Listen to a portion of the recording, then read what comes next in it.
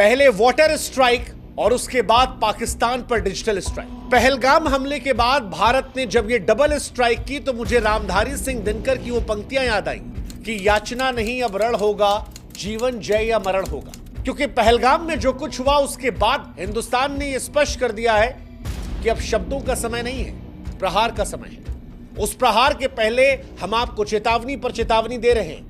पहले water strike के जरिए पाकिस्तान को प्यासा रखने और बर्बाद करने की तैयारी, और उसके बाद डिजिटल स्ट्राइक के जरिए अंतिम चेतावनी, जिसके बाद ना कोई माफी ना कोई रियायत, बस रण। कहते हैं किसी की सेहत का मजाक नहीं उड़ाना चाहिए, लेकिन पाकिस्तान के प्रधानमंत्री शहबाज शरीफ इस वक्त अस्पताल में है। बाकी हमें कहने की कुछ जरूरत नहीं है। भारत सरकार पाकिस्तान पर अंतिम फैसला लेने के मूड में है। वैसे पाकिस्तान में लोगों को सोचने की जरूरत है कि हिंदुस्तान क्यों बदल गया, क्यों वो हिंदुस्तान जो वसुधैव कुटुंबकम की बात करता है आज पाकिस्तान को बूंद बूंद पानी के लिए तरसाना चाहता है। क्यों पाकिस्तान को कंगाल करके हम बर्बाद करना चाहते हैं। पाकिस्तानियों को सोचना चाहिए, यही हिंदुस्तान था। कोविड में हमने पाकिस्तान के लिए दवा भिजवाई थी। पाकिस्तान में कोई हमला होता था, हिंदुस्तान उसकी भर्त्सना करता था। जब बच्चों पर वहां पर आतंकवादियों ने हमला किया, हमने भी आंसू बहाए थे। पाकिस्तान को लेकर हमारे पूर्व प्रधानमंत्रियों का रवैया भी अच्छा था। अटल बिहारी वाजपेयी साहब को याद कीजिए, वो पाकिस्तान तक चले गए रिश्ते बचाने के लिए।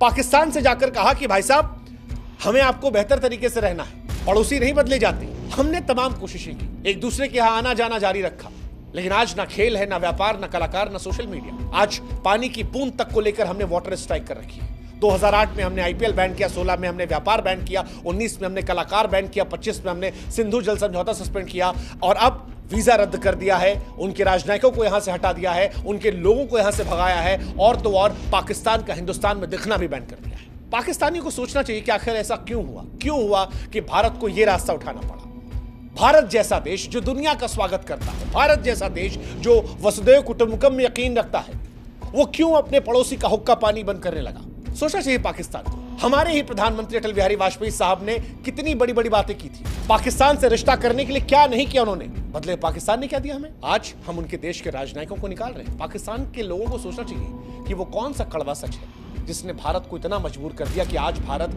उस जगह पर आ गया है जहां पर भारत ये कह रहा है कि एलओसी छोड़ो, अब यूआरएल पर भी तुमको बैन करेंगे। 1 रुपया नहीं कमा पाओगे हमारे यहां से, क्योंकि पाकिस्तान में तमाम क्रिकेटर है, शब अख्तर, बासित अली, तनवीर अहमद, शाहिद अफरीदी, जो दिन रात इंडिया के इर्द गिर्द वीडियो बनाते हैं। पूरे दिन मैदान पर खेलते थे तो इंडिया को गाली देते थे, और उसके बाद यूट्यूब पर प्यारे हिंदुस्तानियों भाई कैसे हैं आप। सरकार ने क्यों इनका डिजिटल गला घोटा। हमारे पड़ोसियों को सोचना चाहिए, क्योंकि ये एक बार में नहीं हुआ है। इसके 1 2 नहीं बल्कि 7 कारण है जिस वजह से इंडिया अब उस जगह पर आ गया है कि याचना नहीं रण होगा। ऐसे नहीं हमने 537 पाकिस्तानियों को यहां से लौटा दिया, 9 डिप्लोमेट्स को लौटा दिया और कहा जो बच्चे हो निकल जाओ वरना जेल में डाल दी जाओगे। क्यों? क्योंकि भारत को पाकिस्तान ने बार बार लहूलुहान किया। 7 घाव, 7 जख्म, 7 बार खून की होलियां पाकिस्तान ने खेली हमारे साथ। शिमला समझौता तो कर लिया, लेकिन पीठ में खंजर घोंपना पाकिस्तान की फितरत है, और आज वो 7 कारण हम आपको बताएंगे। साल 1993 मुंबई में बम धमाका होता है। भारत के इतिहास का सबसे बदनसीब दिन था जब पाकिस्तान की सरपरस्ती में पल रहे कायर आतंकवादियों ने मुंबई की धड़कनों को लहूलुहान कर दिया था। 12 भीषण धमाके हुए थे। धमाकों ने ऐसा जहर घोला कि हर गली, हर मोड़, हर चौराहा लाशों से पट गया। बाजारों में बच्चों के चिथड़े उड़ गए, बेकसूर लोगों का लहू गिरा। 257 मासूम जिंदगियां बर्बाद हो गई, 700 से अधिक लोग तड़पते रहे। पहली बात था, हम फिर भी शांत रहे। 13 दिसंबर 2001 भारतीय लोकतंत्र का वो काला दिन जब पाकिस्तान की नापाक सरजमीन पर पलने वाले जैश ए मोहम्मद के 5 आतंकवादियों ने देश की सबसे पवित्र इमारत संसद भवन पर हमला किया। ये केवल आतंकवादी हमला नहीं था, भारत की आत्मा पर सीधा कायराना वार था। उस दिन हमारे 5 जाबाज सिपाही, सीआरपीएफ की एक वीरांगना महिला कांस्टेबल, संसद के 2 सुरक्षाकर्मी और एक नियत्ती माली देश की रक्षा में शहीद हो गए। संसद की सीढ़ियां जो थी वो लाल हो गई पाकिस्तान की वजह से। 26 नवंबर 2008 की वो भयानक रात, पाकिस्तान की नापाक औलाद लश्कर तैयबा के 10 पाकिस्तानी आतंकवादियों ने मुंबई को नरक में बदल दिया था। समुद्र के रास्ते पाकिस्तान से आए, ताजमहल पैलेस, ओबराय, सीएसटी पर खून का तांडव मचाया। 166 जिंदगियों की मौत हुई थी, 300 से अधिक लोग लापता हुए थे। वो हमला नहीं था, पाकिस्तान की जंगली क्रूरता का खुला प्रदर्शन था। अजमल कसाब, जिसने मुंह से बताया कि पाकिस्तान की यह साजिश थी, पाकिस्तान ने उसे डिसोन कर दिया। अजमल को फांसी हुई, लेकिन दुनिया जानती हुई पाकिस्तान से आया था। यहां भी मौका दिया था, केवल क्रिकेट पर बैन किया था, लेकिन पाकिस्तान नहीं सुधरा। 2016 पठानकोट एयरबेस पर हमला कर दिया। 2 जनवरी 2016 को पाकिस्तान ने पठानकोट वायुसेना में घुसपैठ कर 7 वीर जवानों की जान ले ली। 80 घंटे तक यहां पर खूनी जंग में हमारे 7 वीर जवानों की वीरगति हुई। आखिरी सांस तक लड़ते हुए दुश्मन के इरादों को चकनाचूर किया। 25 से अधिक जवान घायल थे। एक भी आतंकवादी जिंदा नहीं लौटा, लेकिन पाकिस्तान पूरी दुनिया के सामने फिर एक बार अपनी दहशतगर्दी को लेकर चर्चा में आ गया। इसके बाद 2016 में उरी हमला, वो मनहूस सुबह जब जैश ए मोहम्मद के 4 खूनी आतंकवादियों ने भारतीय सेना के एक कैंप पर हमला किया था। 19 वीर जवानों को शहीद किया था। 30 से अधिक जवान घायल हुए थे। यहां से भारत ने जवाब देना शुरू किया था। भारत ने पाकिस्तान के अड्डों पर हमला किया था और सर्जिकल स्ट्राइक करनी थी।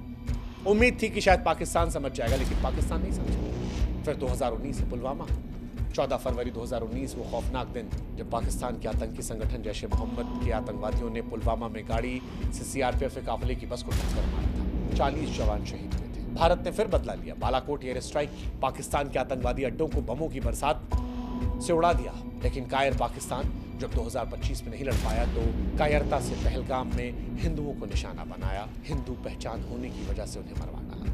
5 आतंकवादी मशीन गन ग्रेनेड लेकर नरसंहार करते। 26 मासूमों की लाशें घाटी पर इसलिए गिराते हैं क्योंकि वो हिंदू थे। हिंदुस्तान में हिंदू मुस्लिम एकता को तोड़ने के लिए 7 हमले 93 से लेकर 2001 संसद, 26/11, 2016 पठानकोट, 2016 उरी, 2019 पुलवामा और 2025 पहलगाम। ये पाकिस्तान के कायराना घिनौनी करतूत के काले धब्बे हैं जो बताते हैं कि पाकिस्तान हमेशा हमारी पीठ पर हमला करता है। और अब बस क्योंकि पाकिस्तान अगर हमसे खुल के लड़ने का साहस नहीं कर सकता, वो साजिशें करके मासूमों के खून को रंगता है और बार बार आतंकवाद के रास्ते पर चलता है, तो फिर हमारे लिए भी अच्छा बनना सही नहीं है। अच्छा होने और बेवकूफ होने में अंतर है।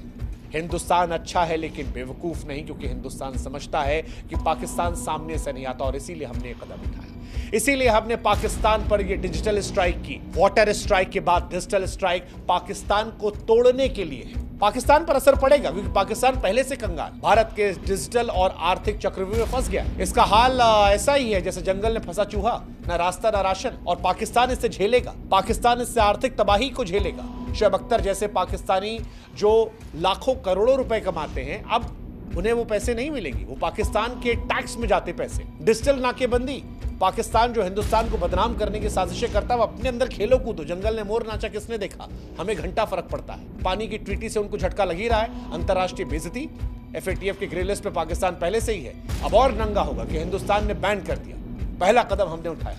सामाजिक अशांति, पाकिस्तान में बड़ी आबादी है जो हिंदुस्तान पर वीडियो बना बना के हिंदुस्तान से पैसा कमा रही थी। अब मिलेगा बाबा जी का ठुल्लू। करो। लोकप्रियता खत्म। पाकिस्तान में तमाम ऐसे लोग हैं जिनके पूरे वीडियोस ही हिंदुस्तान के इर्द गिर्द है। शुएब अख्तर का चैनल देख लीजिए जी, बिना हिंदुस्तान की बात के चैनल चलने वाला नहीं था। अब वो जो 30 लाख सब्सक्राइबर हैं वो हवा हवाई हो गए। सस्ती शोहरत का गुब्बारा जो है फट गया। और भारत का आखिरी संदेश, सुधर जाओ भैया नहीं तो मिटा दिए जाओ। पाकिस्तान ने बार बार हिंदुस्तान के सब्र का इम्तिहान लिया। हर बार मुंह की खानी है। 93 से 25 तक 7 बार खून की होली खेली। भारत ने जवाब दिया, लेकिन इस बार पहले वाटर स्ट्राइक और फिर डिजिटल स्ट्राइक के जरिए भारत ने स्पष्ट कर दिया है कि भारत न सहेगा न माफ करेगा। हर नापाक साजिश का जवाब दिया जाएगा जो पहले से ज्यादा तीखा और पहले ज्यादा करारा होगा। भारत ने साफ कर दिया है कि अब सहनशीलता की सीमाएं पार हो चुकी हैं। न भारत झुकेगा न भारत रुकेगा।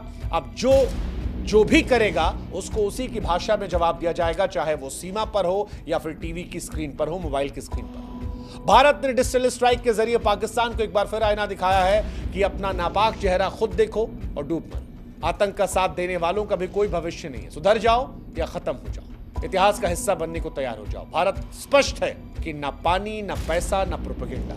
अब पाकिस्तान में कुछ नहीं। और ये अंत नहीं है, यह उस तूफान के पहले की शोर है। उस तूफान के पहले का ये एक तरीके से कह लीजिए टीजर है जो पाकिस्तान को अगले 15-20 दिनों में मिलने वाला है। अगले 15-20 दिनों में पाकिस्तान के साथ कुछ बहुत बड़ा होने वाला है और उस बड़े होने के पहले पाकिस्तान को कमजोर करने के लिए कदम है। जैसे कुर्सी को तोड़ना हो तो उसके पैर तोड़े जाते हैं, ऐसे ही पाकिस्तान को अलग अलग हिस्सों में हिंदुस्तान तोड़ रहा है, जिसके 2 कदम हमने आपको बता दिए। पहला वाटर स्ट्राइक जो पाकिस्तान को पूरी तरह बर्बाद करने के लिए, और दूसरा डिजिटल स्ट्राइक जो पाकिस्तान की पहुंच हिंदुस्तान में खत्म करेगा, उनके एजेंडे को खत्म करेगा। उनके लोग यहां पर अब लोगों को कुछ फैला नहीं पाएंगे और हिंदुस्तान में जो पाकिस्तान सहानुभूति रखते हैं वो अब इधर उधर नहीं कर पाएंगे। सब खत्म। लेकिन अभी ये अंत नहीं है। रामधारी सिंह दिनकर ने जो कहा था वही होगा कि याचना नहीं रण होगा, जीवन जय अमर। लिख लो, अगले 10, 15, 20 दिन में पाकिस्तान के साथ कुछ बहुत बड़ा होगा, कुछ